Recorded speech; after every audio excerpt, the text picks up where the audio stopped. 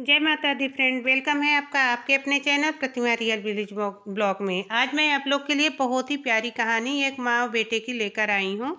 तो कहानी इस प्रकार है। एक गांव में एक सुखी परिवार रहता था। उस परिवार में 3 भाई और एक बहन थी। उनके माँ बाप उन चारों से बेहद प्यार करते थे, मगर बीच वाले बेटे से थोड़ा परेशान थे, क्योंकि बड़ा बेटा पढ़ लिख कर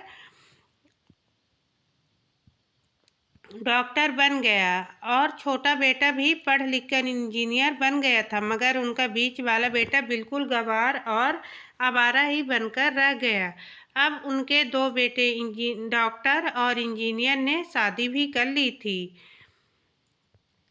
और कुछ महीनों के बाद ही उनकी बेटी की भी एक अच्छे घराने में शादी हो गई थी। मगर बीच वाला बेटा अभी भी कुंवारा ही था, क्योंकि वो बिल्कुल अनपढ़ था और कहीं पर मजदूरी का छोटा सा काम करता था। इसलिए उसे शादी के लिए कोई भी लड़की नहीं मिल रही थी और उनके माँ बाप उससे बहुत परेशान हो चुके थे। अब जब भी उसकी बहन अपने मायके आती तो पहले वो अपने डॉक्टर और इंजीनियर भाइयों से मिलती थी, मगर बीच वाले भाई से वो बहुत कम मिलती थी, क्योंकि वो उसे ज़्यादा पैसे नहीं दे पाता था। लेकिन फिर भी वो अपनी बहन से बहुत प्यार करता था। अब उनके पिताजी की बीच वाले बेटे की शादी किए बिना ही मृत्यु हो गई थी। उनकी माँ ने सोचा कहीं अब किसी के मुंह से बंटवारे की बात न निकले, इसलिए अपने ही गांव की एक सीधी सादी लड़की से अपने गंवार लड़के की शादी करवा दी। शादी होते ही न जाने क्या हुआ कि अब उसका अनपढ़ बेटा पूरा मन लगाकर काम करने लगा और पहले से कहीं ज़्यादा मेहनत भी करने लगा। अब तो उसे कोई भी दोस्त बुलाने आता तो वो उसे यही कहता कि भाई, पहले तो मैं जैसे तैसे अकेला कमा कर खा लेता था, मगर अब मेरी शादी हो गई तो मुझे अपनी पत्नी के लिए भी कमाना पड़ता है और कल को आने वाले बच्चों के लिए भी तो कुछ जोड़ना ही पड़ेगा। इसलिए दोस्त, अब मैं तेरे साथ नहीं घूम सकता। ये कहकर उसका गंवार लड़का सीधा अपने काम पर निकल जाता है। अब उसके दोनों भाई डॉक्टर और इंजीनियर आपस में ये बात करते हैं कि हम दोनों तो उस गंवार से कहीं ज़्यादा पैसे कमाते हैं, इसलिए हम सब घर और ज़मीन का बंटवारा कर लेते हैं और उस गंवार से अलग हो जाते हैं, क्योंकि अब वो हमारे बराबर कभी भी नहीं कमा सकता। इसलिए उन दोनों भाइयों ने अपनी माँ के लाख मना करने के बावजूद भी बंटवारे की तारीख तय कर दी और उन्होंने अपनी बहन को भी बुलावा दिया। अपने गंवार भाई से भी कह दिया, आज तुम अपने काम पर मत जाना, क्योंकि हम सब आज घर और ज़मीन का बंटवारा करेंगे। उसी वक्त उसकी बहन भी आ जाती है।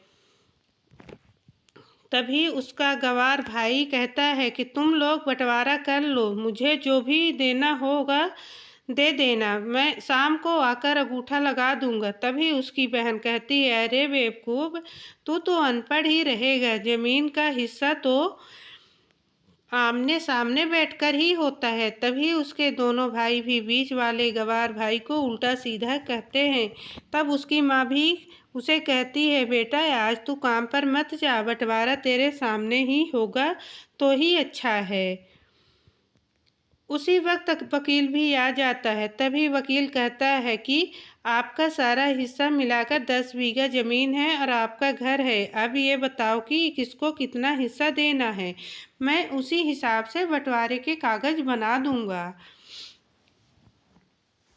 उसी वक्त उसका गंवार भाई कहता है कि वकील साहब, 5-5 बीघा मेरे दोनों भाइयों के नाम लिख दो और ये जो हमारा मकान है ये मेरी प्यारी बहन के नाम कर दो। तभी उसके दोनों भाई और बहन पूछते हैं कि और तू हिस्से में क्या लेगा। तभी उनका गंवार भाई कहता है कि मेरे हिस्से में मेरी प्यारी माँ है। और तभी तो वो अपनी पत्नी की तरफ मुस्कुराते हुए कहता है कि क्यों मेरी प्यारी पत्नी, क्या मैंने गलत कहा क्या? उस गवार की पत्नी अपनी सास से लिपट कर कहती है कि माँ से बड़ी वसीयत क्या होगी मेरे लिए, और उसी वक्त उसका गवार पति भी अपनी माँ से लिपट जाता है। गवार बेटे बहू के इसी प्यार ने जमीन जायदाद के बंटवारे को एक सन्नाटे में बदल दिया। तभी बहन अपने गवार भाई के गले लगाकर रोते हुए कहती है कि माफ़ कर दो भैया, आपको समझ नहीं सकी। तभी उसका भाई कहता है कि मेरी प्यारी बहन, इस घर में जितना अधिकार हमारा है उतना ही अधिकार तेरा भी है, और रही बात बंटवारे की, तो बंटवारा नहीं करने से हमारा जीवन रुक तो नहीं जाएगा। क्यों करते हैं हम बंटवारा? क्या हम सब मिलकर नहीं रह सकते जैसे हम बचपन में मिलकर रहते थे? एक साथ मिलकर रहने को ही तो कहते हैं एक अच्छा परिवार, और उस अच्छे परिवार को संभालती है एक माँ। तभी उसके दोनों भाई भी बहुत शर्मिंदा होते हैं और वो बंटवारे के सभी कागज फाड़कर